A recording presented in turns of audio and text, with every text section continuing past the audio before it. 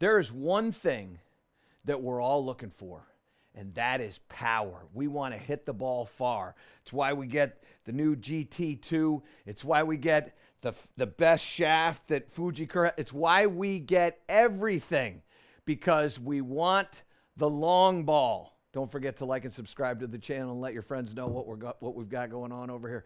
You're going to get some distance today. It happens right now. Now, how does it happen? Well, we all think we need speed. And we do need speed. Power, speed, they're related. But how do we create speed? And when does the speed really occur? Well, it starts at the start of the downswing and how you're starting the downswing. Because most of you are not starting the downswing the way that you need to create that power, create that speed. What you do here is you get up here, you make these big motions going, I just got to turn more. Got to turn this thing. And then you turn, and you just, I mean, this is maximum effort right here. That's maximum effort. And I got 149 ball speed on 99 miles an hour of club head speed, and I hooked it, which means that's as far as I can get out of that thing. But that is not how you create power, and it's not how you create speed. Speed is gradual. When you get up to the top of the backswing, what I want you to do is I want you to have this image that your trail shoulder is going to push your lead forearm into that downswing. You are not going to change the space between your forearm and your trail shoulder. They're going to stay the same here. When you start letting that arm get away from that shoulder, that's when you start losing power. That's when you start losing speed. And that's when you start increasing effort.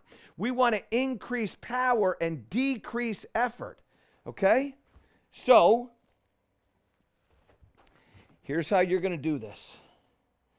See if we can tee this up in the right spot, which I think I've got that there in the green. Now, here's your practice swing. Here, and now I want you to feel that trail shoulder push that arm. So it's not going to change. It's pushing that forearm right there. So here we go. Push it. That trail shoulder is going to push. I know many of you have been told, I got to start with the lower body. You will. I'm telling you, you will. You won't think about it, but you will. You've got to get that trail shoulder to push that arm. All right, here we go. Up here like this. Push right there. And it's just a very, very gradual push.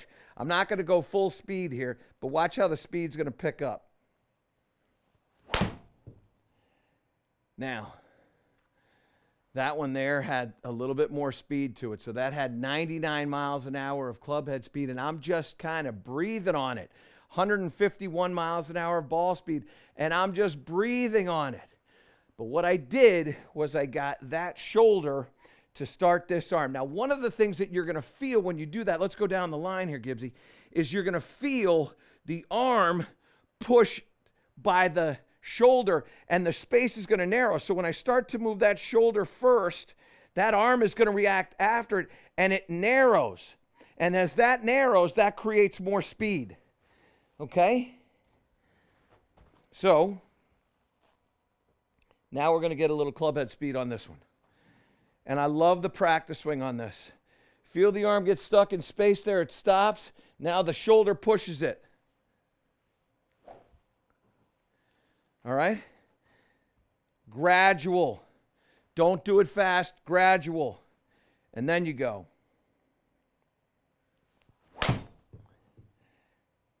This, ladies and gentlemen, is what we call blistering. Come on up to the front. I know you want to follow that thing, Gibbsy, but come on up to the front. Now, all of a sudden, club head speed goes up to 103. That's 4 miles an hour of club head speed. The ball speed goes up to 154. That's another 3-4 miles an hour of club head speed. What happens to the distance? Over 270. That thing carried 245 in the air, okay? You get more distance with effortless power when you understand how to start the downswing. So many of you are struggling starting the downswing. When you give this one a try, I'm telling you, you got to have a little practice with this. It takes a little bit of time. When you start to get that shoulder to push that arm, all of a sudden there is speed, and it's there for you. Let me see if I can do one more of these for you. Oh boy, did that feel good. I love when that happens. Anytime I'm getting mine to get above 153, that's like when I play, I try to play at about 151. But if I got to jump on one and I can get 153, 154, maybe even 156, I'm really, really happy because playing it at 270 yards off the tee, I can play golf there. If I've got this thing at 245, it's really difficult to play good golf. When you can get this thing where you increase your distance 15, 20, maybe 25 yards, all of a sudden things really, really change for you. And I can promise you, this key right here, that shoulder is just pushing in. Boom. It'll create some nice lag for you, and you'll get some real speed. Here we go. Your patience is required here at the start of this downswing here. That's where your patience is required, right there. That first move right there. I am not thinking about my lower body. I'm thinking about that shoulder going in. But my lower body is moving. So I get up there, push that shoulder into the forearm, let it spring that forearm, and you're going to get some speed. Here we go.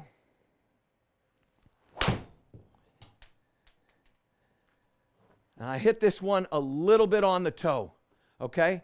Just a little on the toe. But come on up here again. Again, this is a little bit of a bad hit. I still got 102 miles an hour of clubhead speed. That's an increase. Not great ball speed, 152, but I'm thrilled by the distance. It carried 250 and it went to 272. One of the reasons why is that the angle of attack changed, so it chuck it in the air a little bit higher, so it stays in the air a little bit longer. The other reason is that the spin comes down when I get it out on the toe there, high toe. That thing's at 1,800. Playable, not preferable, but playable. All right, I hear you. One more. I'm with you. I love it. Here we go. I'm telling you here this. Give this a try and be patient. It takes a little bit of time for you to get this. Be patient. And be patient at the top.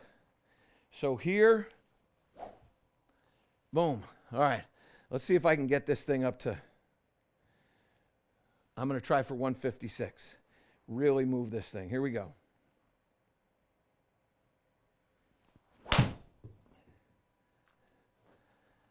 Okay. Welcome home. Was it John Denver? Come on up here. I got it. Look at that. I know they should be wider. Here you go. 104 clubhead speed, 156 ball speed, 276 carried that 255. I can play really good golf with that shot there. You will too.